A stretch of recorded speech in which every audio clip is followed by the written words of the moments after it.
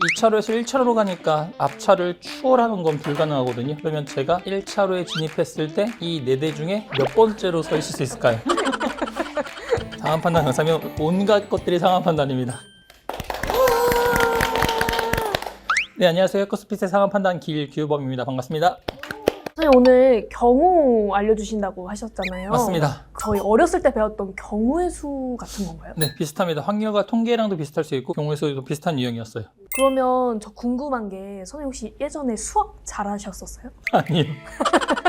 수학 시험 전날마다 울었던 기억이 납니다. 그래서 진짜 어렸을 때는 수학 정말 싫어했고 저희 때 미적분 있었는데 못하겠어요. 그래서 수학 너무 싫어했었는데요. 하지만 상황 판단과 수학과의 연관성은 좀 낮은 편이어서 그 중에서 나오는 몇 가지만 좀 나오긴 하거든요. 순열 조합 중에서도 팩토리얼 순열은 거의 나오지 않고 조합에서 1개 뽑기, 2개 뽑기 정도만 나옵니다. 그래서 오늘 경우형 본격적으로 시작해보면 경우형에도 워낙 메뉴가 좀 많거든요. 출제는 유형이 너무 많은데 오늘은 그 중에서 순서와 관련된 걸 좀 생각해 보려고 해요. 이건 제가 오늘 아침에 출근하다가 이것도 상황 판단일 수 있겠다 라고 생각한 게 있어요. 오는 길이 2차로였거든요 2차로 길에서 갑자기 1차로로 주는 거예요. 근데 제가 여기 있었어요. 그리고 차가 이렇게 4대가 진입하고 있었거든요. 이 4대만 있다고 생각할게요. 2차로에서 1차로로 가니까 앞차를 추월하는 건 불가능하거든요. 그러면 제가 1차로에 진입했을 때 이 4대 중에 몇 번째로 서 있을 수 있을까요?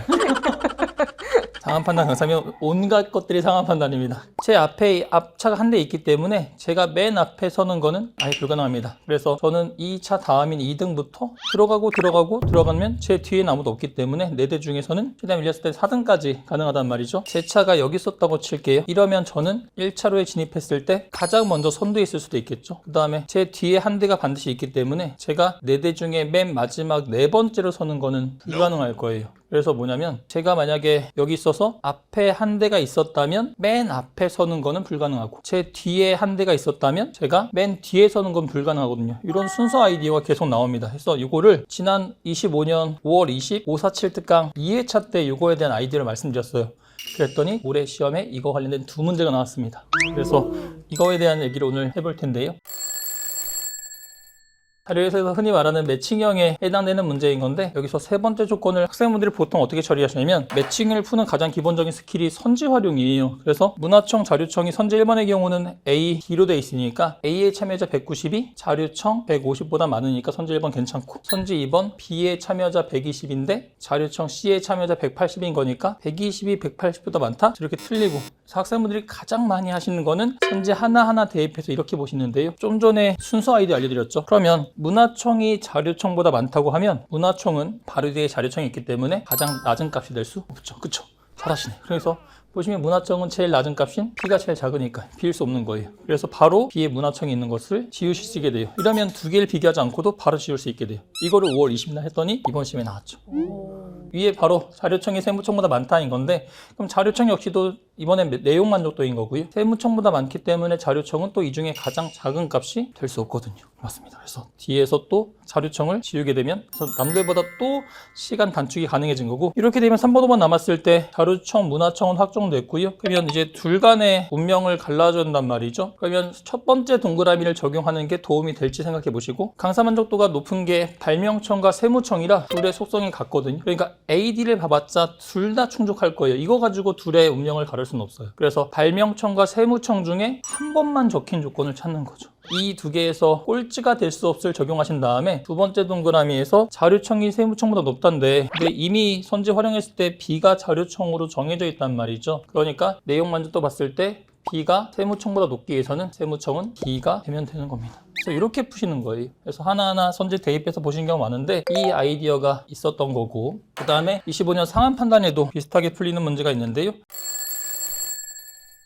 값과 병이 근무처 어디서 일하는지, 직위가 뭔지 이 세 가지 중에 하나를 확정해 주셔야 되는 경우형 문제가 되거든요. 이때도 학생분들이 보통 그냥 직접 푸시는데 지난주부터 이어졌던 3주차 수업의 연속적인 흐름이 상한 판단에서 직접 해결하지 않고 그래서 선지를 좀 활용하시는 건데요. 값과 병에 대한 정보를 줘요. 일부러 을은 쏙 빼놓죠. 지난주 했던 것 중에 개미 문제에서 3분의 2가 휩쓸려 갔으니까 남은 건 3분의 1이다를 우리가 찾아냈어야 되잖아요. 근데 여기서도 보면 값과 병을 통해서 을이 어디서 근무하는지 우리가 또 확정할 수 있어요. A, B라고 돼 있으니까 현재 3번까지는 C인 거고 B, C라고 돼 있으니까 A인 거죠. 그 다음에 근무지에 대해서 말하는 게 값 C 우체국에서 근무하지 않는데 A 또는 또는 B인 거니까 괜찮고요. 여기서는 어디서 근무하는지 얘기가 없고 병 A에서 근무하지 않는데 A에서 근무하지 않으니까 둘 다 선지 괜찮단 말이죠. 근무지에 대한 조건 다 충족을 했고 이제는 직급에 대해서 봐주셔야 되는데 여기서 말하는 이 문제에서 직급은 그게 이 문제의 가장 큰 함정이었던 건데 국장, 과장, 팀장이 말하는 건 직위고요. 직급은 네,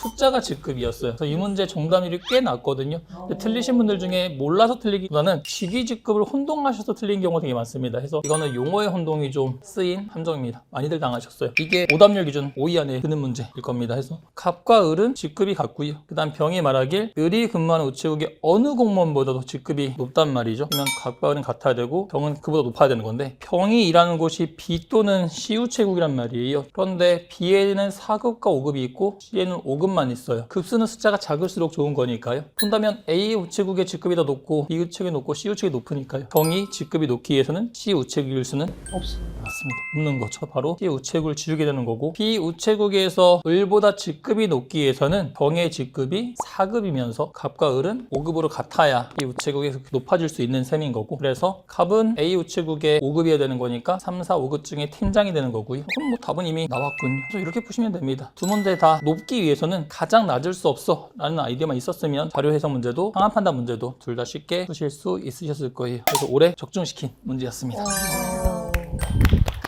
근데 저 질문이 그러면 용어에 혼동된 문제들이 자주 나와요? 용어에 혼동된 문제들이 조금씩 출제가 되는데 이게 사전적인 대비가 좀 어려워요. 너무 좋은 질문인데 이게 왜냐면 어떤 용어를 비슷하게 내서 출제해서 혼동하게 만들지는 이거는 이제 그때그때 순간적인 좀 기지가 발휘되어야 되는 부분이긴 합니다. 그래서 용어 혼동이 나오면 근데 전체적으로 같이 당해요. 네, 이게 사전적 대비 안 돼 있다 보니까 이게 순간적인 집중력도 굉장히 중요하고 네, 순간적인 기지도 좀 필요한 상황 판단입니다. 자, 이렇게 해서 오늘 상황 판단 경우형도 다 같이 살펴봤습니다. 고생하셨습니다. 궁금하신 게 있으시면 게시판이나 유튜브 댓글 같은 걸로 남겨주시면 확인할 거고요. 다음 주에는 또 다른 선생님이 오셔서 더 재미있고 유익한 강의를 해주신다고 합니다. 초봉이님과 영상 보신 학생분들 열심히 하셔서 상황 판단 꼭 내년에 100점 받으셨으면 좋겠습니다. 수고하셨습니다. 감사합니다.